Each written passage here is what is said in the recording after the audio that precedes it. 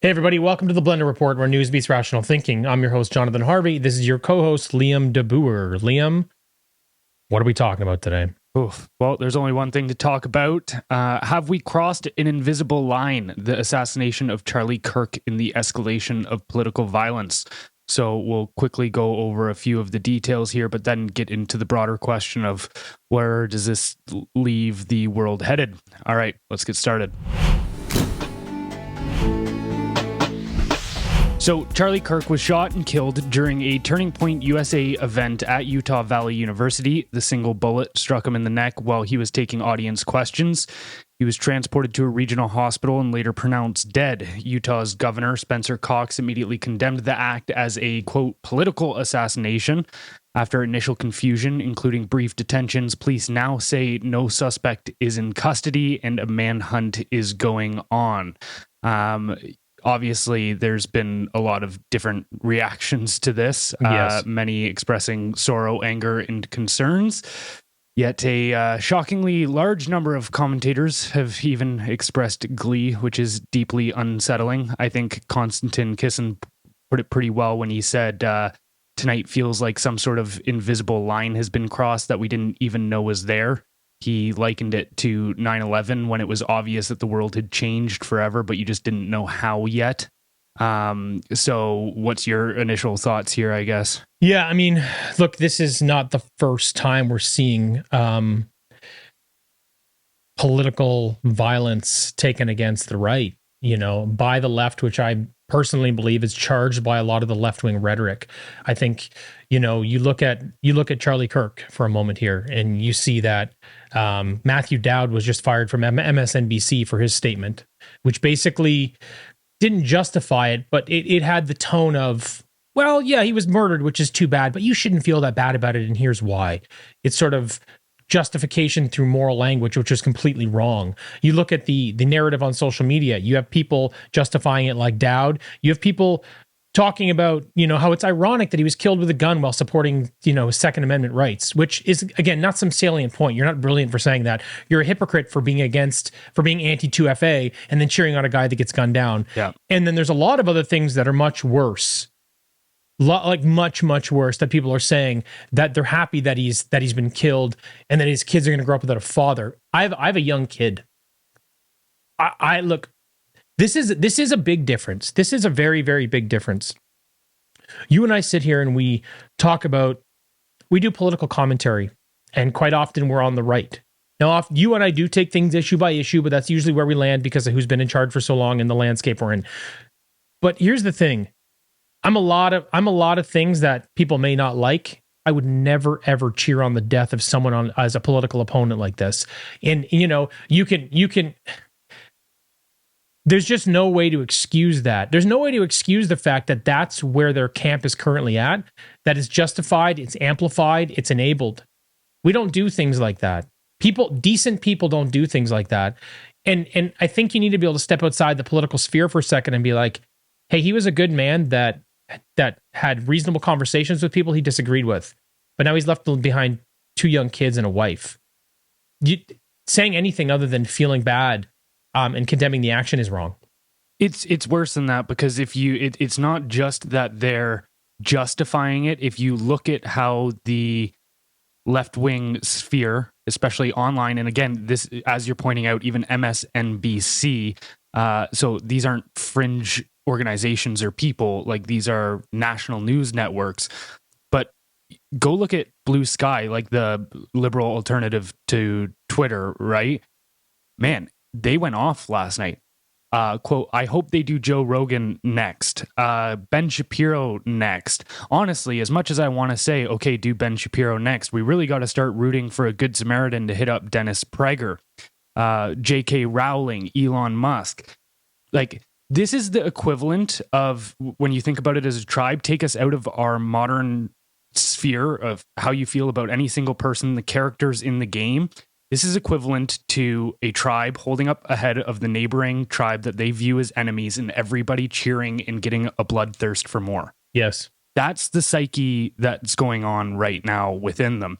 And then, to your point, you see this with mainstream figures and institutions covering for them. They're saying, you can do that. You can get the heads of our enemy tribe and we will run cover for you. Even Anthony Housefather, who is a Canadian politician, he's a member of parliament. This is what he wrote 17 hours ago. I hope that those on this and other platforms that repeatedly personally attack people and incite hate against them look at this and see the potential real life consequences of targeted hateful rhetoric. So he's saying, change your mind or you're going to die. Next. His justification. This is what the left is doing through social and through mainstream media, and it's happening constantly. It's not just Charlie Kirk. You have Irina Zarutska, who was murdered the other day in Chicago. This is a little different, but the media chose silence because the criminal was part of a marginalized community, and he'd been let out of prison more than a dozen times because of soft left-wing crime policy. So they didn't say anything. They just let it go. Then there's Brian Thompson, the CEO of United Healthcare, who's killed by Luigi Mangione. Sure, the mainstream media is like, hey, you shouldn't do that. Left-wing online, though, cheered the guy on. This is crazy. Then you have all the trans-identified violence that is getting wildly out of hand. We're at like 10 different school shootings. And instead, they victimize these people as opposed to villainize them for murdering children. We're in a very, very dark spot right now. And I'm not sure. I mean, earlier, I was of the mind that there was a very narrow window to correct course. Hearing what you just read on Blue Sky, which I don't obviously use, it may just be too late. It may just be too late. And here's the thing: when you back people into a corner, when you say that speech is no longer the solution, you force people to choose between survival and giving up. And history tells us that people will not give up. They will retaliate. And you have a much bigger problem on your hands. Well, when some crazy left-wing people came at me at work that one time, I said to the girl that was leading this struggle session against me, I said, there's two modes in human nature: communication and conflict, right? As soon as communication ends, you're in conflict. And actually, Kirk has made a very similar point. He puts it his own way. But he said that's why he thinks debate is so necessary. That's why he goes to these university campuses, because he wants to keep us in a mode of communication. Otherwise, as soon as we go violence. silent, it turns into violence. And so I said to her then that, okay, well, I will remain in a state of communication. And so I always will. That this doesn't change my strategy. I see a lot of people getting very radicalized by this, which honestly, you said this yesterday. This erased the moderate right. Yeah. And I'm inclined to agree that a significant number of those people have been erased at this point. Well, and you were talking about us being on the right. This is a little bit into the weeds of political theory, maybe a little bit, but how we need to view this is there is the top-down left that views everybody as merely a reflection of their class. There's no such thing as individuals. Individuals don't have any worth. Everything is just divided by class, and people exist in those, and they are the way they are because of the class that they're from. And so there's no redemption if you're from the oppressor class. Right. Then the top-down right, so your historical fascists, they look at the world through a race marker. So, for instance, communists view everything as social constructs. They view humanity as a blank slate, and we're programmed this way. So they think, well, we can just reprogram everybody to be perfect then. That's their goal. Where the far right says it's like genetic determinism. So your race or your DNA, your genetics determine everything about you. And therefore, if we know your genetics, we know what pile we can put you in. Sure. And that's where you get a lot of race wars. And then there's another aspect, which is people who aren't collectivists, left or right. They don't see the world through classes or genetics. That's me. And you are an individual. I love the... Yeah, when I say that, I just mean if you're on one side or the other on the argument or something like that, you and I come across as on the right considering the issues we cover. It doesn't mean that we are... neither one of us labels ourselves as such, but if you had to have that perception or pick a side, it's kind of like, this is how we're viewed. Right, but people typically view the world between two spheres, left and right, but I see three. And that... a lot of people, and that's who I was talking about, the radicalized that are getting radicalized right now, that third wing that were kind of individualists that aren't collectivists, they're en masse. They're heading over to that right because you have no choice right now. The other side is basically choosing political violence if you want to speak out. This is wild. The party that what's so crazy is look at what liberals were 20, 30, 40 years ago. The idea of everybody can have an opinion. Everybody's entitled to their own thoughts. And then it was really this whole inclusive be who you want to be thing. Now it's like be who we tell you to be or we choose violence. Yep. The party itself is radicalized. This is a response to radicalization. They're not. You know what I mean? I think that's an important designation to make because people will sit there and you're going to watch the media do this. I saw an article yesterday. Let me see if I can find it. I saw an article yesterday and it shocked me. And this was at 8 p.m. yesterday from Wired.com. I don't know, magazine. It's left wing. That's a big outlet. It is significant. And they said war is here. The far right respond to Charlie Kirk shooting with calls for violence. What the fuck kind of headline is that? How do you not condemn your own side for having stirred this pot and radicalized first and putting us in this position? Instead, you say, this is all the right. They're choosing violence now. You just murdered one of them. What are you thinking? Okay, I can tell you what they're thinking. So they're progressives, right? They view the world as a lens of oppressor versus oppressed, and progress to them means when the oppressed overthrow the oppressor violently. This is all throughout leftist literature for 200 years. They have been bloodthirsty and violent. Marx calls for, quote, in the Communist Manifesto, verbatim, this is a verbatim quote, he calls for the forcible overthrow of all existing social conditions. Forcible overthrow of everything in the world.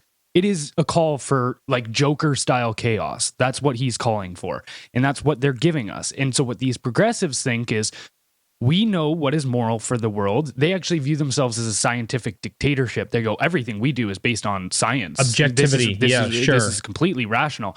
And so we're building this utopian world. And they actually have exactly what that Wired magazine is pointing out there. They have a term for this. They go, we're building a perfect world. We're the scientists of utopia, and anybody who positions themselves against us is a far-right reactionary. That's what left-wing people call their detractors. But they just did after murdering Charlie Kirk, which is wild to me. Right. So in their mind, they go, we just did a good thing. Like you're seeing with On Blue Sky, they're saying this is the engine of progress. This is how we move forward.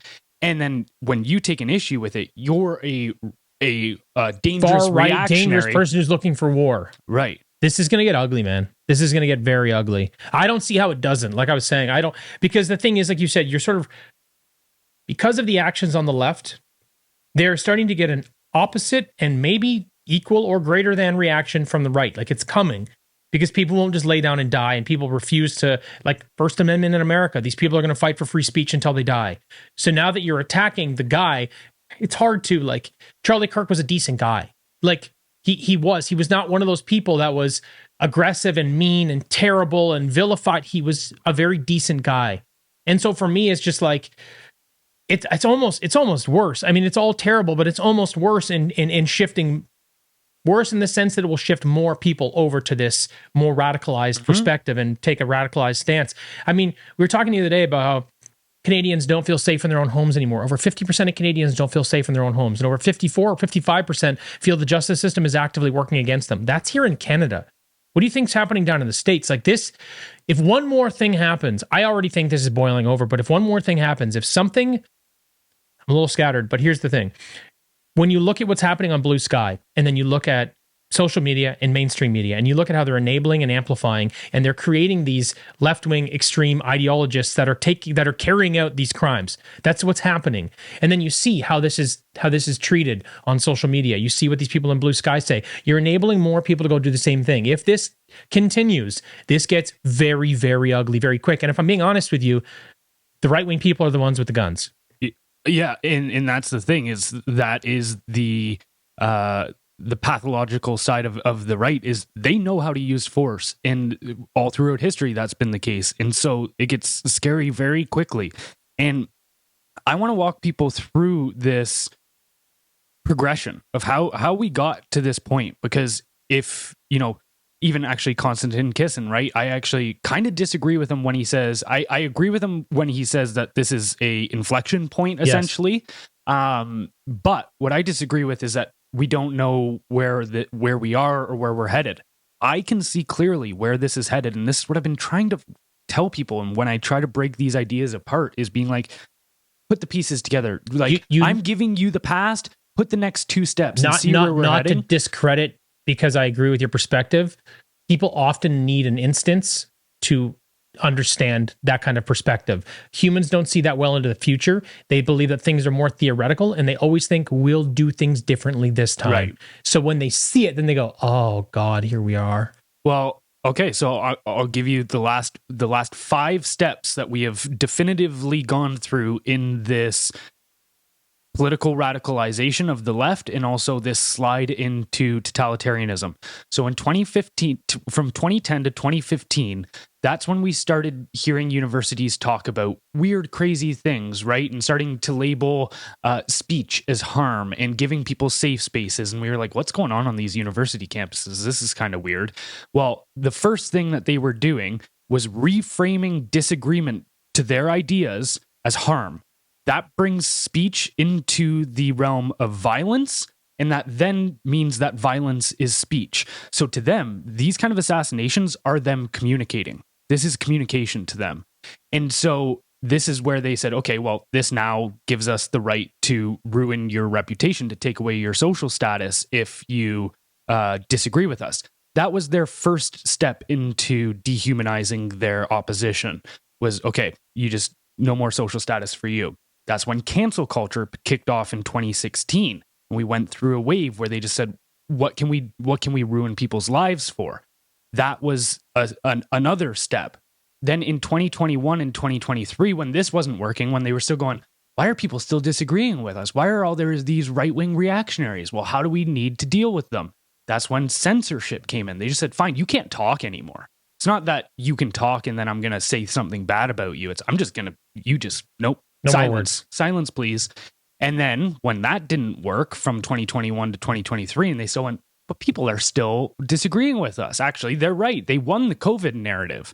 Well, then it became structural. That's when you saw them starting to go after licenses with Jordan Peterson. That's when they started going, oh, you want to disagree with us on online social media? We're going to lock you up in jail. And now there's policy and policy both against the individual and the tech company. And now their psyche is going, okay, actually, we can just completely ostracize you from society. And this is important to note about human psychology, is they might not even be able to articulate this, but the human mind views exile as the same as death. Because for up until 200 years ago, if you were exiled from your group, out of the tribe, you were dead within a week. That's what it was. It was a death sentence. And so that was their first step into, oh, if we accept exile, their mind was also accepting like death, but I want it out of my view. Like, you should go to jail or just, you're not allowed in not society having the stomach anymore. Maybe to deal with it, but we know the outcome. Yep, sure. That was their step. Now this is we just crossed another threshold here within this leftist psyche of what they will actually enjoy, and not just try to reframe is that now it's assassination. Is they go, we can kill you if you disagree with us. Like, well, I mean, look, you saw this twice through the Trump election as well. There was 2 assassination attempts on his life. Mm-hmm. Maybe one was an inside job, maybe not. The other guy, Ryan Routh, he's gonna defend himself in court starting now, pretty much. Same thing. Left-wing rhetoric, left-wing ideology through mainstream media, through social media, and it enables them and gives them the confidence to take this kind of action and believe that it's the right thing to do. Mm-hmm. Well, and then look, okay, so you do this. You see this, right? You go, okay, they just murdered that guy that I disagree with. Then they cheer it on. And then what do the mainstream institutions reflect back at you? Man, New York Times wrote this article. The headline is, Charlie Kirk, right-wing force into a close Trump ally, dies at 31. Didn't say murdered in the headline, didn't say assassinated. No. Dies. Yeah. They're obfuscating that reality of what actually happened here. Of course. In that. Downplay. And also the whole right-wing force in a close Trump ally. That's exactly. Now all of a sudden you're like, you try to get people to be like, I don't care. Maybe this is a good thing. Of course. We understand that there can be different words for the same concept, right? Yes. In left-wing ideology and lexicon, right-wing force in a close Trump ally is verbally synonymous with fascist forced and Hitler ally. 100%. That's what goes on in their psyche. All you hear is Nazi. Yeah. That's it. That's just like longer version. What the hell? And so they're covering for them. The very first sentence is Charlie Kirk was a conservative wonder kid who did much to shape the hard right movement. So they're saying Charlie Kirk was a real problem. Of fascists. He was a problem. Yeah. That's how they just started that. It's just so dark. And so, okay, so, but I think the thing is they're in so deep. Like if you are crafting this narrative from the top down, you're not some pylon journalist doing what they're told, which a lot of these people are and don't really care what they think. You are the top down. You're organizing this. Call it Operation Mockingbird. Call it even the people that control the news outlets. You know what you're doing when you do this. You know what these words mean. You know how you're framing these things. But you also know that if you know that, which, again, the key people do, you know that you are responsible for where this has gone. So you can't possibly back down and back out. You have to continue pressing forward and justifying because you don't want to own the responsibility for this. What kind of alarmed me was this. If you look at all the politicians saying something, what I took that as, they were condemning political violence. A lot of the people on the left, like Kamala, Obama, condemning political violence. Obama said, we're not really sure what happened here yet, but we condemn political violence. The way I saw that, maybe this is just my perception, and maybe I was triggered by the whole thing, but my perception was this. Seeing how the media is framing it, no responsibility, but seeing how left-wing politicians were framing it were, oh, I might be in the line of sight now. We condemn political violence. I saw that as somewhat self-serving, if I'm being perfectly honest. That's how it felt to me. Yeah, and well, I've long felt this way, whether it's the political class, whether it's the media class, they've always been self-serving. And this isn't new, but it's what they feel they can get away with. So they've always been this way, like as far as the radical component of the left. And they've been in institutions in the West for over 100 years now. It really started in the 1930s. That's when the communist infiltration of the West really started taking off. Right. They started coming in. If anybody listens back to our episode with Chado Jackson, he perfectly details how they infiltrated the social justice movement as far back as the 1930s and going all the way up to MLK. The feminist movement, the LGBTQ stuff, all of this is that. But you even go back to the 1930s and look at the New York Times, because a lot of people, that are, say, waking up to this now when it comes to, oh my God, how are these institutions covering for these people? If you go back to the 1930s, the New York Times and Walter Duranty, who became a Pulitzer Prize winning journalist, he won the Pulitzer Prize, which is the highest level of journalist award that can be given. He won it for covering up the Soviet man-made famine in Ukraine. He famously said, well, you got to break a few eggs to make an omelet, right? This is their mind. Yes. The omelet is utopia and you are the eggs. They can break you in making that omelet. And so 100 years ago, they were covering up the killings of 3 million people. And Duranty was a known sympathizer of both Marx and Stalin. And so these institutions, we never actually dealt with the communists. And actually, this is what I think was the biggest issue of the 1990s. When the Soviet Union fell, everyone thought communism was gone. It's like, It's an idea. It's not a nation. It's not a state. It's not a government. In fact, if anything, I think they were more emboldened, but they were able to do it from behind the curtain, which means they could move faster and accomplish more without people even seeing what was going on. Right. We let our guard down. Yes. And we've had 30 years of this ramping up to this point now where they go, look at what we can get away with now. Okay, so where do you think this is going? Well, okay, let's just quick recap, right? First, the reputation destruction, that didn't work. Silencing, that didn't work. Then censorship, that didn't work. Then exile, that didn't work. Now they're going to start, they already have started killing off thought leaders of these groups. When that doesn't work, like this is what the communists did. If they invaded a nation, if anybody invades a nation, they go, all right, I'm taking out all your leaders. Who are all your high performers? Right. Who are all your capable individuals? When that doesn't work, when people still disagree with them afterwards, they go, all right, we'll just have to get rid of the whole group of you then, however they want, whether they want to say that as conservatives. Like, I guarantee you, they've already accepted in their mind now, if a year, 2 years from now, some shooter, instead of just shooting Kirk with a rifle, let's say they had a semi-auto or an automatic machine gun and took out the entire crowd, you would see them cheering for that. And so we're going to escalate to the point where they have mass violence. And then after that, it's structural genocide. Yeah. Those are the only two knobs from here on the turn up. And this is why I've been yelling about this shit since 2020 when it comes to cancel culture, I was like, oh, I know where this goes. I know that this inevitable endpoint. So I have a little update here. I'll give everybody, just kind of came in as we were doing the podcast. The FBI has recovered a bolt-action high-powered rifle in a wooded area near the area where the assassin of Charlie Kirk fled. This is according to the FBI. They also said they have good video footage of this individual and that the Bureau has tracked his movements. They believe that this individual appears to be of college age and blended in with students on the college campus. They have little information about the identity, location, or evidence, and they're reviewing security videos of a mysterious person in dark clothing. So they're on the track of somebody. They think it was a college-age student, and that he used a high-powered bolt-action rifle. Yeah, where do you go from here? I only think there's one option, which is that, and I don't think Canada has the will for it, but I actually think Trump has already signaled that he is going to start doing this, because he put out a 4 or 5 minute announcement last night in regards to this. Did you see it by any chance? No, what was it? The first couple minutes are him talking about Kirk and how he viewed him, kind of a tribute. CBC just posted an article. Yeah. Here's the headline. Some of Charlie Kirk's most controversial takes. Jesus. CBC, get fucked. What are you thinking? What are you doing right now? Jesus Christ.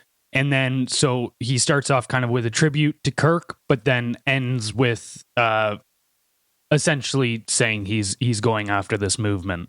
To my great fellow Americans, I am filled with grief and anger at the heinous assassination of Charlie Kirk on a college campus in Utah. Charlie inspired millions, and tonight, all who knew him and loved him are united in shock and horror. Charlie was a patriot who devoted his life to the cause of open debate and the country that he loved so much, the United States of America. He fought for liberty, democracy, justice, and the American people. He's a martyr for truth and freedom, and there has never been anyone who was so respected by youth. Charlie was also a man of deep, deep faith, and we take comfort in the knowledge that he is now at peace with God in heaven. Our prayers are with his wife, Erica, the two young, beloved children, and his entire family, who he loved more than anything in the world. We ask God to watch over them in this terrible hour of heartache and pain. This is a dark moment for America.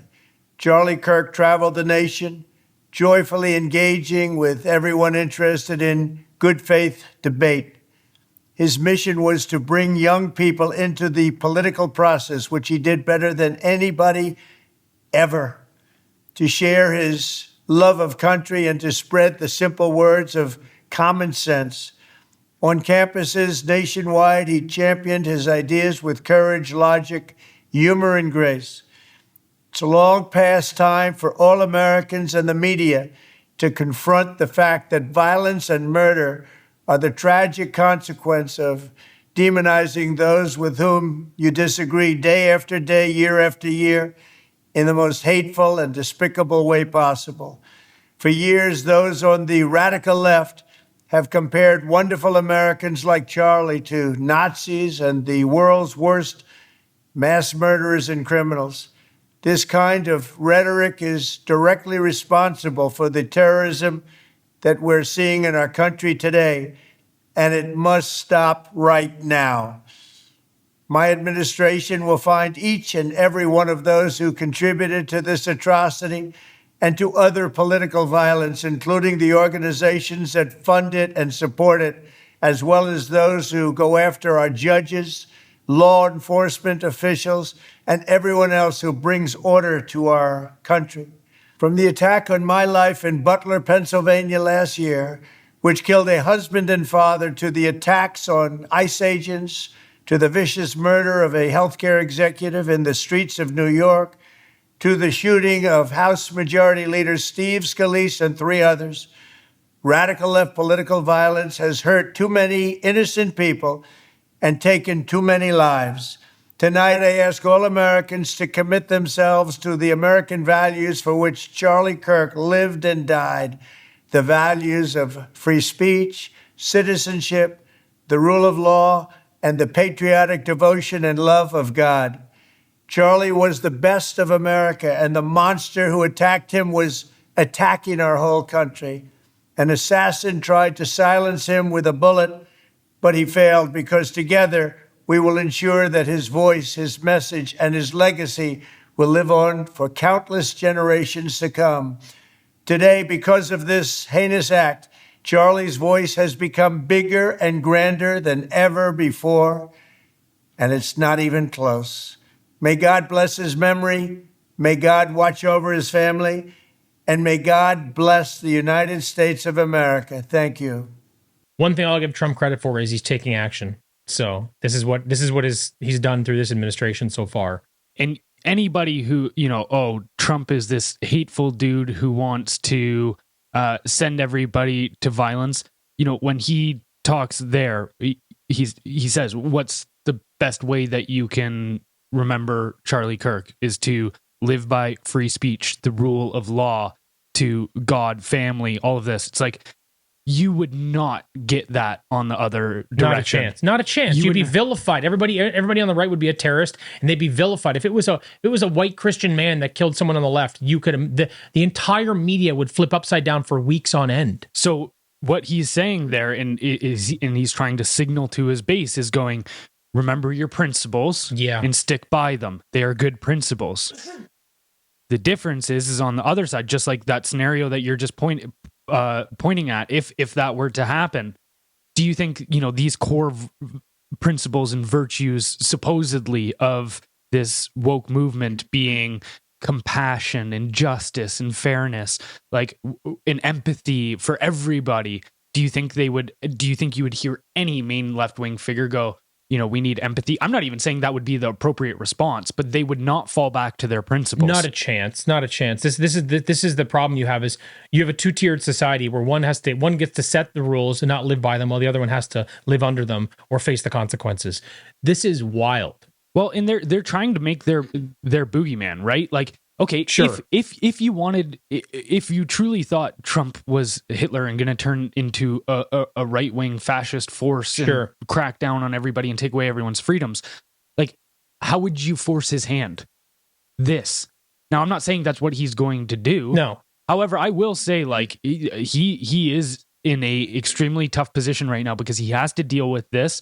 And the easiest way to deal with this is to go full authoritarian. That doesn't make it the right way, but it is obviously the easiest and most the solution that most people would jump to. I think that you have to unfortunately, I hate to say this, but I think you have to let society play this out, because there's too many people in America. There's too many people around the world that are affected by this. There's a woman in the UK, an independent councillor from Burnley in England. She just had to step down. She just had to resign after posting this. I don't condone violence, but I do think he, being Charlie Kirk, made himself a target and brought this upon himself. So good riddance to a not very nice man. America needs to get rid of the other tit now. Jesus. You can't, if you said that and you were on the right when someone like this died on the left, do you know what would happen to you? Yeah. Jesus, like, this is insane. And this is why I actually do think people would think this would be authoritarian. I don't see this as authoritarian. What needs to happen from here, and I hope that's what Trump was signaling when he was talking about going after these organizations that are fueling this stuff, is you have to find a way to neatly pin down exactly how to define left-wing radicalism, extremism, terrorism. This is the realm of terror now. Yes. Killing innocent civilians in the name of a political goal. That is terrorism. So this is now a terrorist movement. And so you have to label it as such, and then you have to have the institutions reflect that. because as you're pointing, whether it's over in the UK, like these people need to be removed from positions of power. Yes. Because those are the people that when it comes to the mass killings in the next dial, they're the ones that signed the paperwork on it. Correct. So it's like you've got the social media, which is the hardest thing to shift. You put the mainstream media and the political figures need to start the shift now, or this gets dark overnight. And it needs to happen in universities and stuff as well. A Toronto political professor wrote, shooting is honestly too good for so many of you fascist cunts. So that's a what? That's a University of Toronto political professor that wrote, shooting is too good for you cunts. So again, fascist. How does that guy have a job still? It's a girl, but because University of Toronto, brother, like it's fucking this is the epicenter of this kind of shit. It's the left wing. That woman is teaching children every day. She's mobilizing the next base. Right. Jesus. And so again, think about what that means. Like really, really break that down. To these people, fascists are right-wing reactionaries. Right-wing reactionaries are anybody who doesn't go along with their utopia. So give us full control of society, everything, who makes how much money, where you should work, all of this. And if you disagree with any of our decisions on that, you are a fascist. Therefore, if you're a fascist, killing you with a bullet would be humane. This is what's going on in these people's minds. And so we need to start recognizing that this is no different than a Islamic jihadi organization, this is a modern communist organization. It's just like the neo-Nazis. Nobody would be able to get to a position of authority if they were espousing neo-Nazi shit along the way. We need to have the same immune response to this kind of stuff as we do the Nazi shit. It needs to have the exact same immune response. Well, let's hope that we move the needle in the right direction instead of the wrong one.